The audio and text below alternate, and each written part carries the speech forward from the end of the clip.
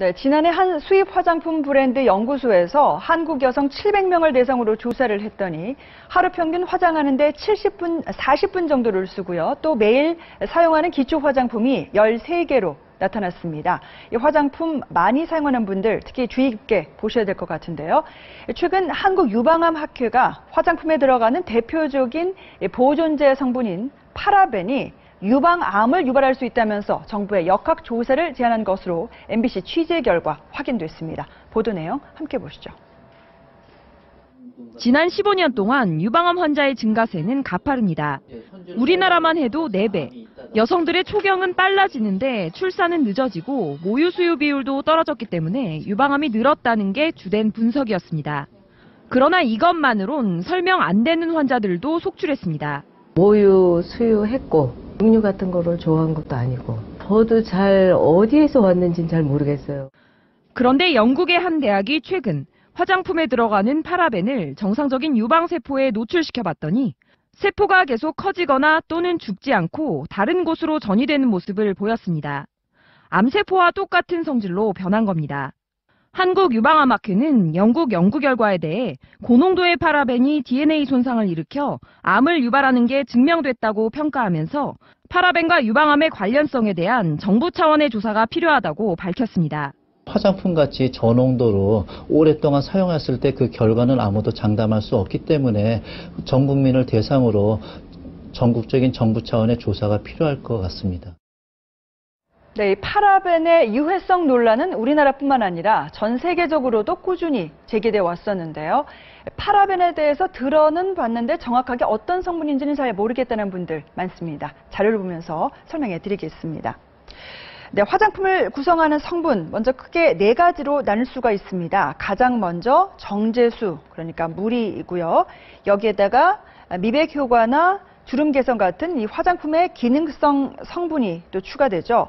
또 피부 흡수가 잘 되게 도와주는 계면 활성제, 즉 유화제가 들어가고요. 그리고 마지막으로 화장품의 변질을 막는 방부제가 들어갑니다. 자, 그런데 화장품에 들어가는 이 보존제, 즉 방부제의 종류를 살펴보면 파라벤, 또 페녹시 에탄올 등 20여 가지 종류가 있는데요. 이 가운데 가장 많이 쓰이는 대표적인 성분이 바로 파라벤입니다. 이 파라벤 같은 방부제는 화장품이 미생물에 오염되는 걸 방지하고 또 3년 이상 안전하게 보존될 수 있도록 해주는 그런 역할을 하죠. 쉽게 말해서 상하거나 썩지 않게 해주는 겁니다. 파라벤은 한때 인간이 만든 화학 방부제 가운데 안정성이 가장 뛰어나다는 평가를 받기도 했었습니다. 자, 파라벤에 대해서 좀 더 살펴보겠습니다.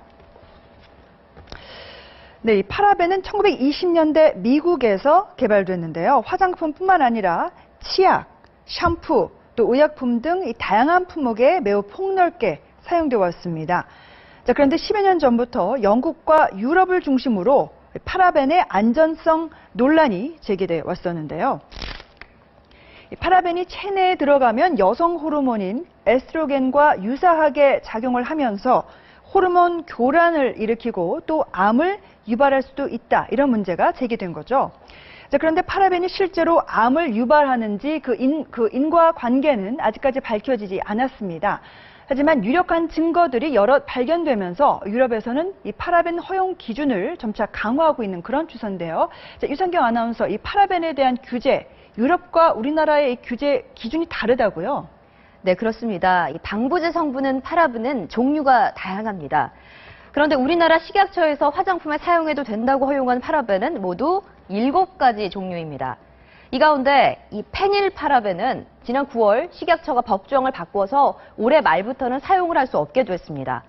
자, 나머지 6종류를 살펴보면 이 메틸파라벤과 에틸파라벤은 유해성이 상대적으로 덜한 반면에 이 프로필과 부틸은 이 파라벤류는 유해성 논란이 많은 성분입니다. 이 덴마크에서는 2011년부터 프로필과 부틸파라벤을 만 3살 이하 영유아를 위한 제품에는 사용하지 못하게 했습니다. 유럽연합도 이 성분에 대한 규제를 대폭 강화했는데요. 지금은 제품에 0.8%까지를 넣어도 되지만 내년부터는 0.19% 이상 넣지 못하도록 했습니다. 하지만 우리나라는 아직까지 0.8% 이내 함유량이면 안전하다는 입장을 고수하고 있는 상황입니다. 또 이소프로필과 이소부틸 파라벤의 경우에는 유럽연합에서는 이번 달부터 아예 사용을 완전히 금지시켰습니다. 그러나 우리나라는 이 두 종류의 파라벤에 대해 역시 0.8% 기준 이하라면 안전하다는 입장입니다. 다만 유럽연합의 금지령을 의식했는지 식약처에서 다시 한번 위해성 평가를 진행해 내년 6월까지 완료하겠다는 계획을 발표했습니다. 이 파라벤을 두고 체내에 축적이 된다, 안 된다. 과거에는 전문가들 사이에도 의견이 분분했습니다. 하지만 최근에는 이 파라벤을 장기간 사용할 경우 체내에 축적될 수 있다는 가능성을 보여주는 연구들이 속속 나오고 있는데요. 영상 함께 보겠습니다. 해외의 한 연구진이 유방암 환자 160명을 대상으로 이들의 암세포를 떼어내 그 성분을 분석했습니다. 그런데 이들 암세포의 99%에서 파라벤 성분이 공통적으로 검출됐습니다. 주로 겨드랑이 쪽에서 검출됐는데 당시 연구팀은 얼굴로 흡수된 화장품의 파라벤 성분이 겨드랑이 림프절에 모였다고 추정했습니다. 또 의학과 약학, 생물학, 보건학 등 각 분야의 독성 전문가 1000여 명이 모인 학술단체인 한국독성학회는 치약과 칫솔질 등 입을 통해 섭취된 파라벤의 양은 화장품 등 피부를 통해 흡수된 파라벤의 양보다 훨씬 적다며 입으로 섭취한 파라벤은 피부로 흡수된 파라벤과 달리 빠르게 분해된 뒤 소변으로 배출되기 때문에 몸 안에 거의 남지 않는다고 밝혔습니다. 또 같은 양의 파라벤에 노출되더라도 어린이에게는 독성이 더 강할 수 있다며 우리나라에도 유아용품에 대한 파라벤 허용 기준이 따로 필요하다고 지적했습니다. 전문가들은 여성들이 과거부터 오랜 기간 이 파라벤 성분이 포함되어 있는 화장품을 사용해 왔고 또 가짓수 또한 계속 늘고 있기 때문에 시간이 갈수록 위험에 노출되는 여성도 크게 늘 것으로 경고하고 있습니다. 화장품을 보다 안전하게 사용하는 방법이 무엇일지 함께 모색하는 게 시급해 보이는데요. 자, 유성경 아나운서 어떤 방법들이 있을까요? 좀 소개해 주시죠. 네, 먼저 우리나라는 지난 2008년부터 화장품 전성분 표시제를 시행하고 있는데요. 화장품에 들어간 모든 성분을 의무적으로 표시하도록 한 겁니다. 화장품 상자나 용기에 깨알 같은 글씨로 수많은 성분이 표시된 걸 보셨을 겁니다. 그런데 이 내용을 읽어봐도 뭐가 뭔지 알기가 어렵습니다. 생소한 화학명으로 되어 있는 경우가 대부분이어서 한번 슬쩍 보고 외면하기 일쑤인데요. 대체적으로 읽기 쉽고 이해하기 쉬운 성분명이 많을수록 안전한 화장품일 가능성이 높다고 합니다. 천연 성분의 경우 동백오일, 라벤더 에센셜 오일, 해바라기 추출물 등 대개 읽고 이해하기가 쉬운 이름으로 되어 있습니다. 이 때문에 비슷한 제품 서너 개가 있다면 각각의 성분 표시를 비교해보고 천연 성분이 더 많은 걸 고르는 것도 방법이 될 수 있습니다. 또 여성환경연대가 만든 톡톡이라는 인터넷 사이트에 접속하면 화장품에 들어가는 7천여 개 화학 성분의 유해성 정보를 확인할 수 있습니다. 성분의 유해성 정도에 따라서 이 녹색과 노랑, 빨간색 이렇게 세 단계로 나눠서 알려주는데요. 이 빨간색 성분만 피하더라도 보다 안전한 화장품 사용이 가능해지겠죠. 또 파라벤이 함유되지 않았다는 무파라벤 마케팅에 현혹되지 말아야 한다고 강조합니다.